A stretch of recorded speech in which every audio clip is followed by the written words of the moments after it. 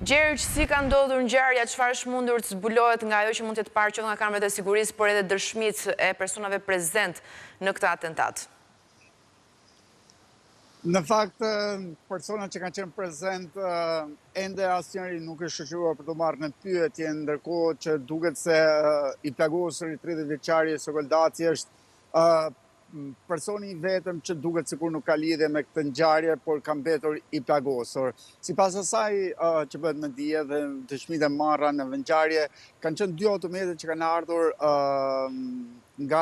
segmenti rrugës Lezhë-Ril dhe sapo janë afruar në qendrën e fshatit Ril. Ato kanë ndaluar dhe prej tyre kanë zbritur 2 persona me armë zjarri automatike Kalashnikov dhe kanë qelluar me bërshëri plumbash brenda ambienteve. Si pasojë e këtyre ka mbetur plagosur 30 vjeçari, por ndërkohë duket se ka patur edhe një shkëmbim zjarri, pasi në pjesën përballë Berberhanës ka shenja plumbash dhe të cilat duket sikur janë qelluar nga pjesa e brendshme e Berberhanës dhe në pozicionin e shtrirë, pra personat që kanë qenë brenda saj kanë qenë në pozicion të shtrirë dhe kanë qelluar në drejtim të autorëve. Kjo nisur nga fakti që plumbat kanë marrë një trajektore të lartë, çka tregon për momentin e shkëmbimit të zjarrit, dhe se në fakt policia ka dyshime se mund të jetë edhe një tjetër person i plagosur, por që ende nuk është identifikuar, ndaj dhe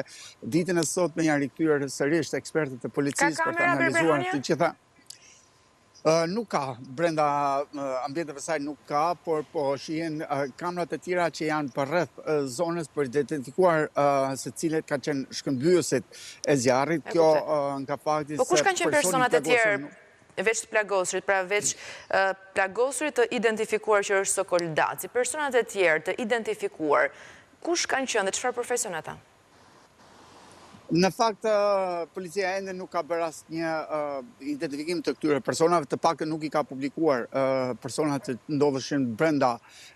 ambienteve. Kjo pasi sigurisht kërkohen të tjera hetime, ndaj dhe grupi i ekspertizës ka qenë sërish sot në ngjarje për të identifikuar edhe njollat e tjera të gjakut përveç asaj të plagosurit Sokoldaci. Kjo pasi ka dyshime të pak nisur edhe nga dëshmit që janë marrë në zonë, se edhe një person tjetër mund të jetë plagosur, por që pas kontrollove në fakt edhe në Spitalin Rajonal të Lezhës nuk ka patur një të tillë të shoqëruar. Duhet theksuar se në fakt sipas dëshmive, qitësit nuk duket se ishin profesionist të ngjarjes, pasi nga momenti i shkëmbimit të zjarrit armët e tyre lëviznin në mënyrë të kontrolluar, që ka bën të dyshojnë se nuk flitet për një atentat të kryer nga persona të paguar, që mund të jenë qitës profesionist, por nga personat e tjerë, ndaj dhe tashmë do të shikohet se kush ishin personat që ndodheshin brenda Berberhanës. Veç Sokoldaci, çfarë personazhi është, Gjergj? Është një nga të persona që sigurisht në zonën e tij është më i dashuri për ta. Pra duat të them që nuk ka probleme me ligjin, kjo është çështja. Nuk ka asnjë precedent, nuk ka asnjë konflikt, nuk ka asnjë moment të shënuar të një konflikti të mundshëm. Ndaj dhe fakti që ai është berberi i zonës, tek i cili vijnë shumë pikërisht për kryer shërbime dhe ky ka qenë momenti i tij. Në fakt ditën e djeshme ai ka qenë fillimisht në shtëpi dhe është telefonuar pikërisht për të shkuar në Berberhane për të kryer shërbime. Dhe ai ka dalur pikërisht për të kryer një shërbim të tillë, por që pa menduar se ky do të ishte një moment shumë i vështirë sigurisht për të, nisur nga fakti që është i vetmi person i plagosur dhe ka 5 plumba tashmë dhe ndodhet në Spitalin e Traumës në Tiranë në intubim sigurisht, por që të paktën deklarohet se një gjendje më të stabilizuar deri në këto momente që flasim. Por sigurisht tashmë po analizohen edhe kamera sigurie, edhe të daljeve, pasi automjetet